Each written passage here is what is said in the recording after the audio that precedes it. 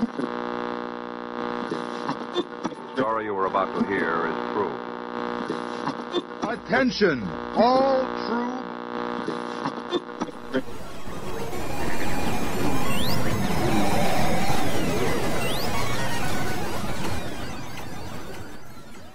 She's alive! Alive!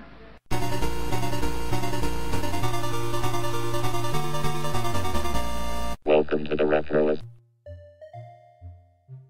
I don't know what kind of entertainment seeker you are, but even from an early age, I have been exactly the same in the way I pursue entertainment. I find something I like, I grab onto it, and I bury it into the ground. I watch it to death, listen to it to death, read it to death. Doesn't matter what it is. That's just how I operate. In the early 80s, a movie, unlike any movie I'd ever seen before, came to theaters. It was called Airplane.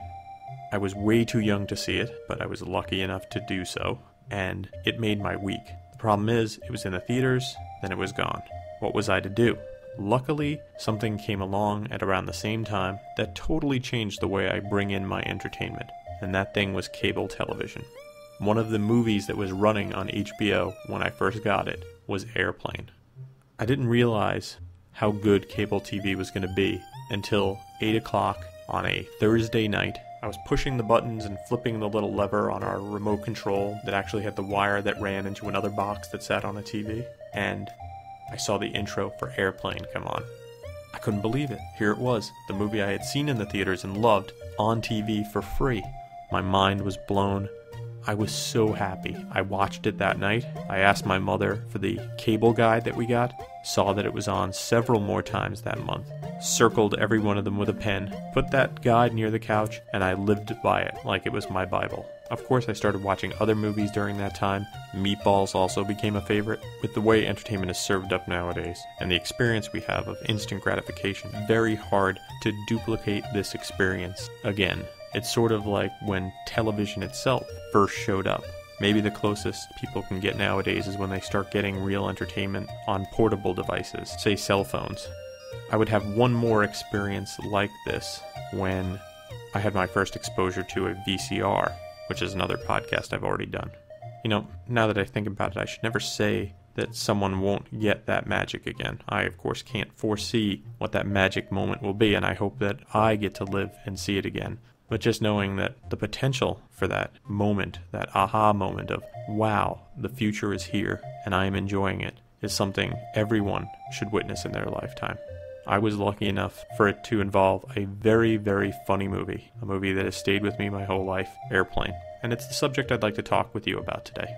On today's show, we'll talk about the movie Airplane, we'll talk about its influences, where it came from, the people behind it. We'll talk about the cast and casting. We'll talk about the plot. We'll talk about the reception, and we'll throw a few surprises here and there. We have an info-packed episode ahead of us, so without further ado, let's start the show.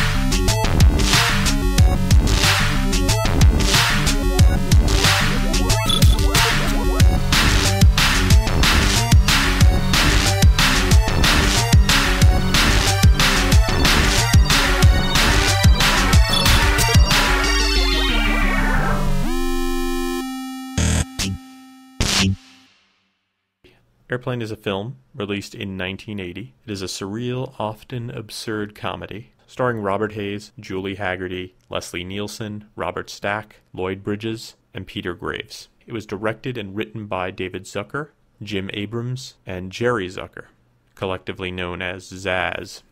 The entire film is lifted from another film called 0 Hour.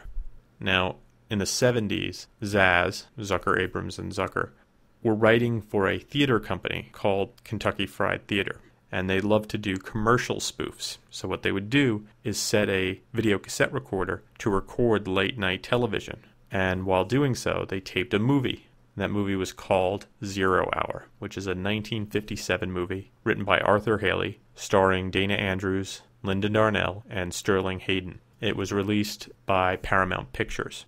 It's not a great movie. And if you've seen Airplane, you've actually seen a lot of that movie, because a lot of the screenplay in Airplane is a verbatim transfer of 0 Hour. So if you're interested in more about that, just go on YouTube and type in Airplane versus 0 Hour, and you'll see side-by-side videos running where you can see the dialogue that's directly in one movie and the other. Of course, 0 Hour is not an absurdist comedy, but it does have a lot of absurd moments, and you'd be surprised at some of those moments. So I suggest you check that out. Now, a lot of the plot of this film is directly lifted from 0 Hour, but the core spoof of the movie is of the Airport movie series, which was a series of films that ran throughout the 70s, and chiefly is a spoof of Airport 1975, which is a movie that has a stewardess who is forced to land a plane when both pilots are incapacitated, and has a girl needing a kidney transplant and a singing nun. But still, remember, the core idea for the film is derived from 0 Hour and the remarkable happenstance of them having recorded it. But of course, Airplane didn't start off as the completed product that we see. You see, when Zaz watched what they had recorded, they thought, oh, this is really great. Maybe we could do a spoof about late night television. Do a whole piece that revolves around the late movie experience. And they wrote a script called The Late Show, which was Airplane but with commercials in it. And those commercials were spoofs. People would sit there and read it and said, well, actually what you got in the middle here, the movie itself is very funny. Why don't you just run with that? So they started shortening the commercials and eventually removed them all. When they'd finished, they couldn't sell the script at all. Meanwhile, their Kentucky Fried Theater was successful enough that there was a movie involved in it.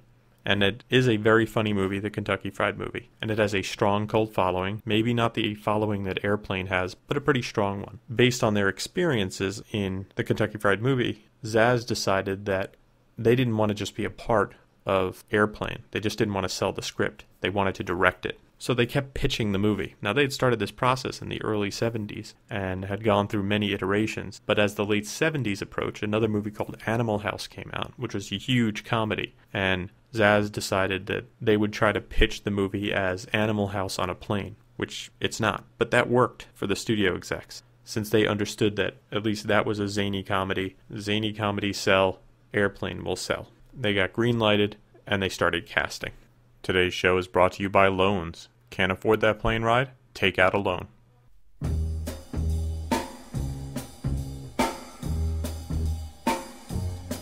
When your bills are substantial and you really need a friend, when your problem is financial, you have a friend with money to lend.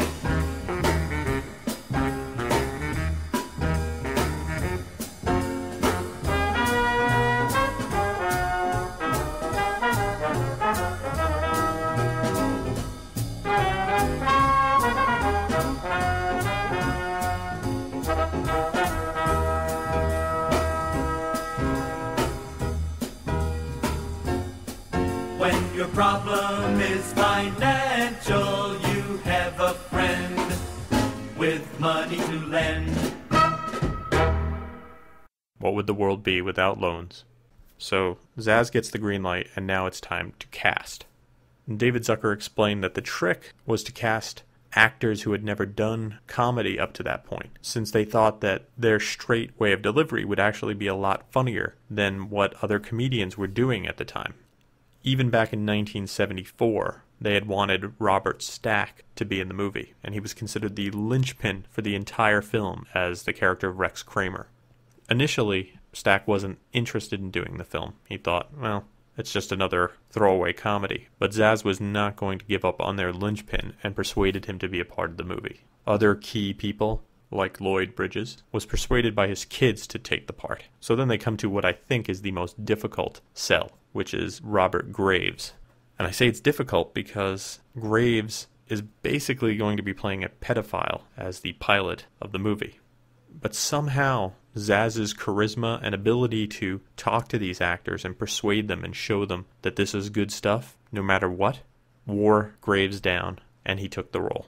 They would cast 2 unknown properties in the lead roles. Robert Hayes, who at that point was probably best known as the co-star of the TV show Angie, and Julie Haggerty, who had been doing some theater, had been cut from her initial movie, and had done some modeling. We'll talk about the rest of the cast in a couple of moments, but I want to talk a little bit about a lot of these Easter egg casting of cameos in the film. Some of them you might know, others you might not realize.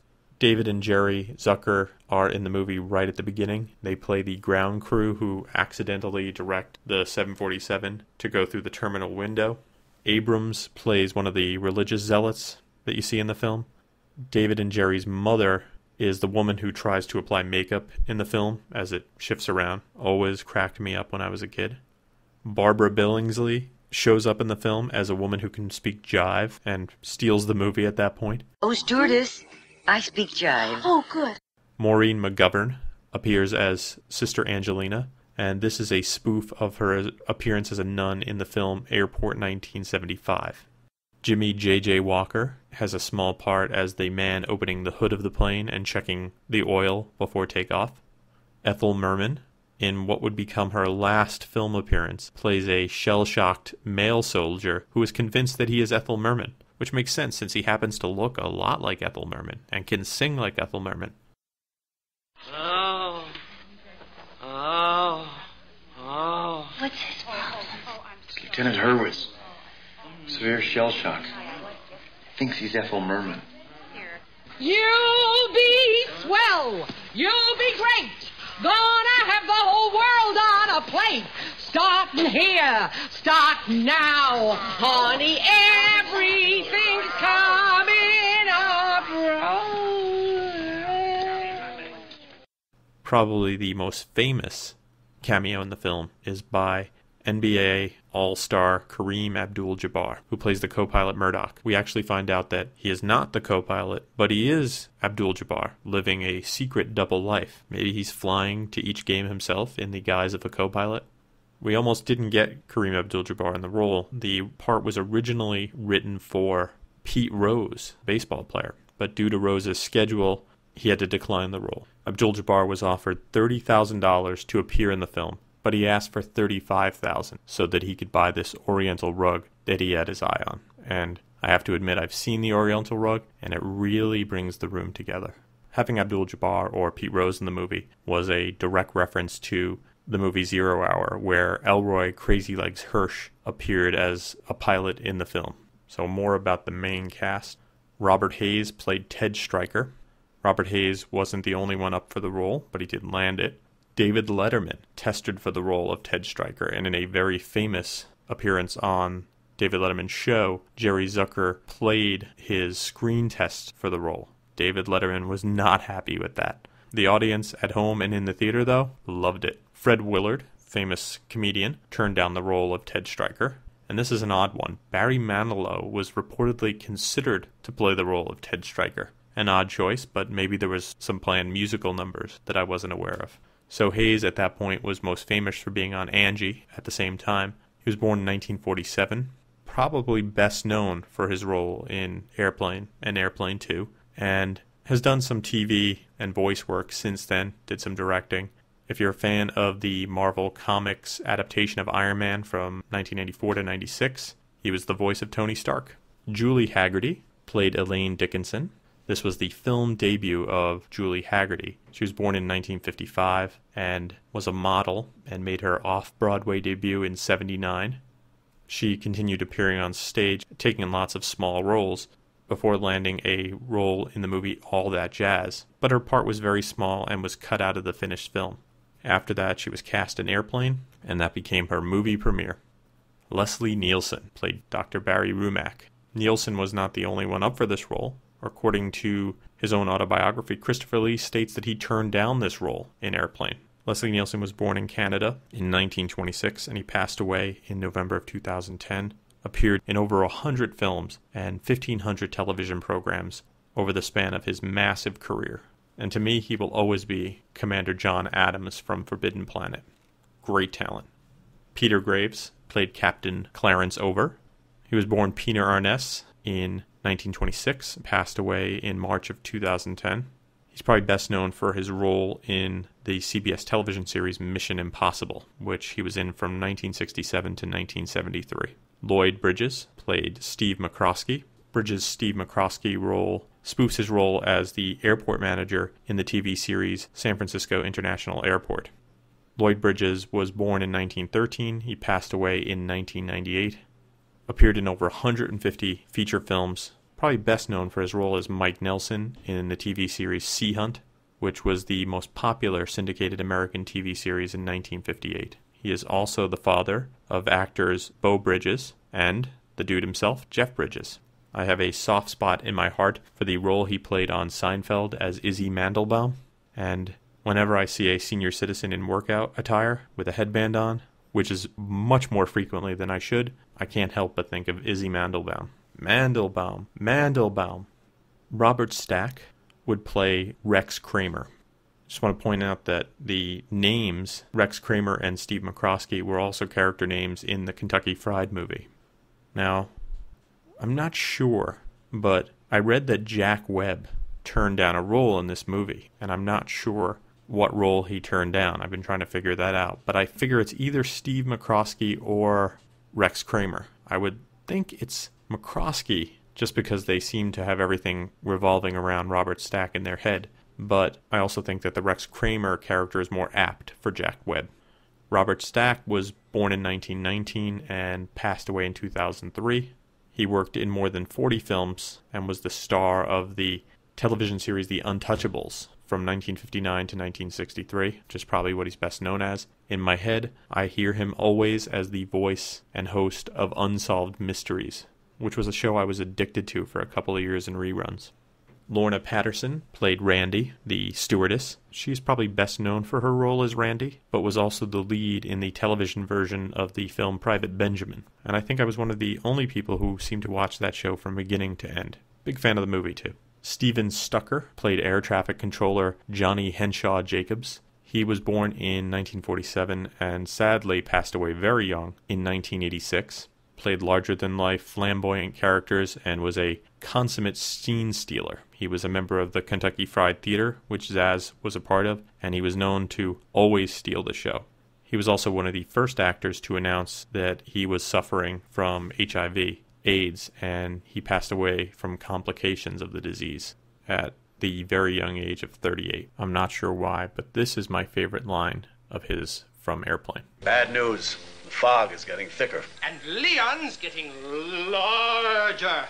Rounding out the cast, you had Frank Ashmore as Victor Basta, Jonathan Banks as Gunderson, Nicholas Pryor as Jim Hammond, Barbara Stewart as Mrs. Kramer, James Hong as the Japanese general. Norman Alexander Gibbs and Al White have a special place in my heart because those are the jive-talking guys in the plane. Most of the jive talk between those two guys was improvised because, as the Zaz team has said, they weren't sufficiently conversant in the street language that was jive. So those guys did a great job. Hey, you know what they say? See a broad to get that booty ackle? Leg her down and smack 'em, yak 'em. David Leisure played one of the religious people in the film. David Leisure would go on and work on Empty Nest, and probably is best known as Joe Isuzu. Jill Whelan played Lisa Davis. Lisa Davis is the sick child being transported on the plane. Of course, if you're a classic TV nut, you probably know her as the daughter of Captain Stubing on Love Boat. We'll return after these messages. From the Team America collection comes Team America Marauder and his Super Stunt Chopper. Team America with a Super Stunt Dirt Bike sold separately. You can pretend they ride into lots of adventures. And whether you make Team America Marauder ride alone or with another Team America bike, they're ready for your backyard hill climbing, trick riding, high jumping, water splashing stunts. Team America Marauder and his Super Stunt Chopper. Team America with a Super Stunt Dirt Bike sold separately from Ideal.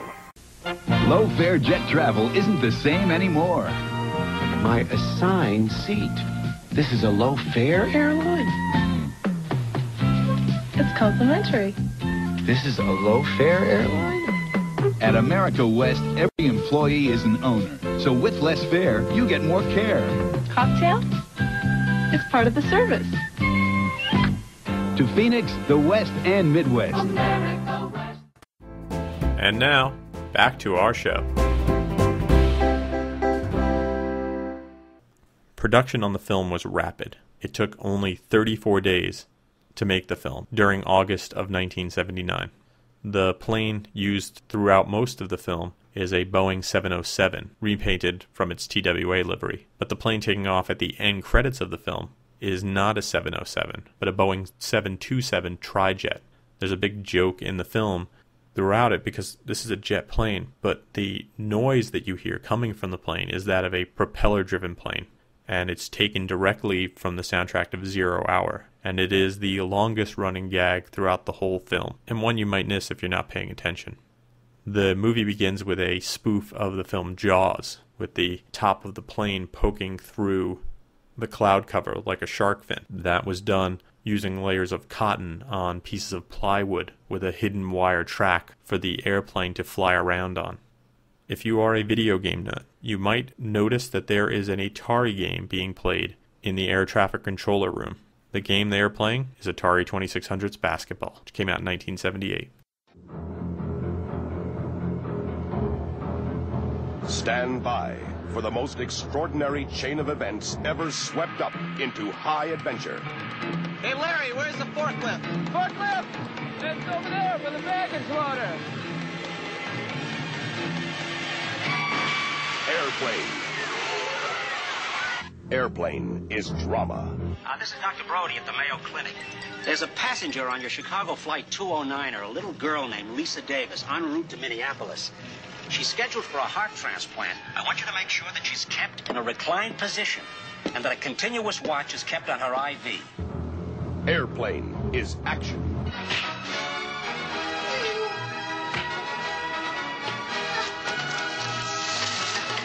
Airplane is romance.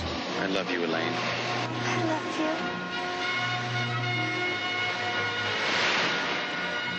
you. Airplane is music. There is only one river, there is only one sea. Airplane is dancing.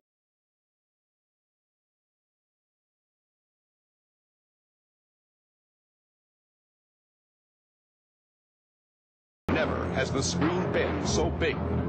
You ever been in a cockpit before? No, sir, I've never been up in a plane before. Peter Graves. You ever seen a grown man naked? Kareem Abdul-Jabbar. My name is Roger Murdoch. I'm an airline pilot. Leslie Nielsen. This woman has to be gotten to a hospital. A hospital? What is it? It's a big building with patients, but that's not important right now. Lloyd Bridges. Johnny, what can you make out of this? This? Well, I could make a hat, or a brooch, or pterodactyl. Robert Stack. All right, Steve, let's face a few facts. And we hope you enjoy the rest of your flight. Julie Haggerty. By the way, is there anyone on board who knows how to fly a plane? Can you fly this plane and land it? Robert Hayes. Surely you can't be serious. I am serious. And don't call me Shirley. I've got to get out of here. I've got to get out of here. Down, get a hold of yourself. Please, let me handle this. Calm down. Now get back to your seat. I'll take care of this. Calm down. Get a hold of yourself. Don't be one of the phone. Everything's been told. Sister, wait. I'll handle this.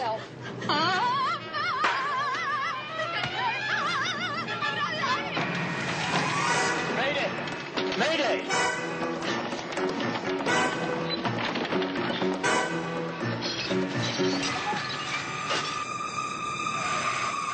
All right, now everybody, get in crash positions.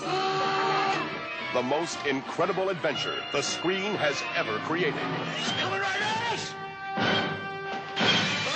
The big news is Airplane.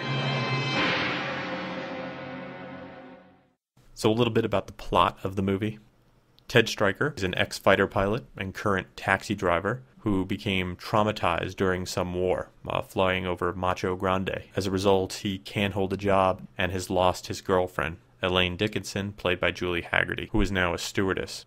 To try to win her back, he tries to overcome his fears and buys a ticket on the flight she's serving on that's flying from LA to Chicago. When he sees her, though, Elaine isn't having any of it. She rebuffs him. The problem is, when on the plane, everybody starts getting sick, and there's a major case of food poisoning going on. The doctor on the plane, played by Leslie Nielsen, discovers that everyone who ate the fish has come down with food poisoning, including the pilots. All the pilots are out. They need someone to fly the plane. Stryker gets up to try to do it. He's not sure what to do. This is a bonding moment between him and Elaine. He gets help from the tower supervisor, Steve McCroskey, played by Lloyd Bridges, and from Rex Kramer, played by Robert Stack. Stryker and Kramer had served in the war together and have to overcome their negative history. As Kramer constantly sends him advice, Stryker is able to overcome his fear and is able to land the plane, saving everybody's life. Stryker's show of courage and overcoming adversity rekindles his love with Elaine, and the two share a kiss at the very end. Throughout that whole story, it is joke, joke, joke, joke. Every 5 seconds, there is a joke on that screen. If you have never seen Airplane or any other Zaz film, and you're only familiar with modern comedies, you turn this on, be prepared to have a barrage of comedy hit you from all sides. It is quite an experience. For a young kid, it was probably one of the most wonderful experiences because you get a school full of comedy in the first 10 minutes, and it doesn't end. After these messages, we'll be right back.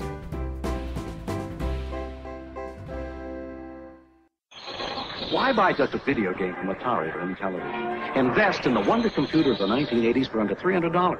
The Commodore VIC-20. Unlike games, it has a real computer keyboard.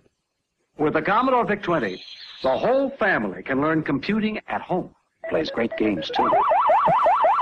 Under $300, the wonder computer of the 1980s, the Commodore VIC-20. Coming soon, Commodore brings you Gorf, the Wonder arcade game, and Omega Race in home versions. Right before your eyes, TWA is creating a brand new way for business flyers to fly coast to coast.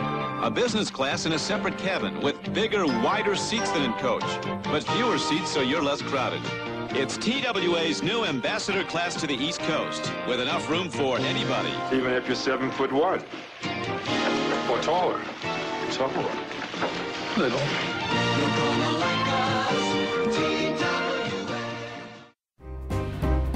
And now, back to the show. To accompany the film, an LP soundtrack for the film was released by Regency Records, which included dialogue and songs from the film. I know this because my cousins had this album, and I would often listen to it with them.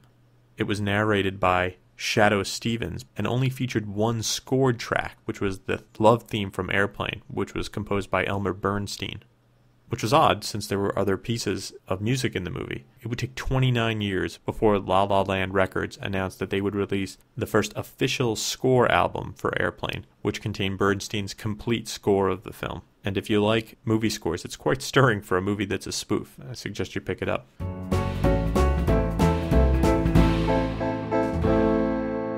The movie is about to come out. They're doing test screenings, pre-screenings, and the response is not great. So Zaz is worried, but the movie's getting a release. When it comes out, it makes back its entire $3.5 million budget in the first weekend. And overall, it earned $83 million at the box office and another $40 million in rentals, making it the highest grossing film of 1980. And it has received high acclaim since then. If you go online, reviews at aggregate websites are often very high for Airplane. In 2010, the film was selected for preservation in the U.S. National Film Registry by the Library of Congress because it is culturally, historically, and aesthetically significant, and I could not agree more. The film is a wonderful comedy, so wonderful that they would do a sequel in 1982, Airplane 2, the sequel. The film attempted to do what they did with the disaster movie genre, but in science fiction. It has to do with a space shuttle. The plot is very similar. It has William Shatner in it, which is really cool. But while it's very strong, I don't find it as strong as the original. And that's probably because, although the cast reunited for the sequel, the writers and directors of Airplane chose not to be involved. If you have not seen Airplane, what are you waiting for? It's a great movie that will reward you again and again every time you see it. It's as if the people behind it tried to bring every ounce of comedy from the film stock that they had, and almost every time they succeed. If you have a young person in your life or a friend who's never seen it, bring them, because it's a real gift. It's a classic film that gets a lot of play, but might be overlooked by newer generations, and that would be a real shame.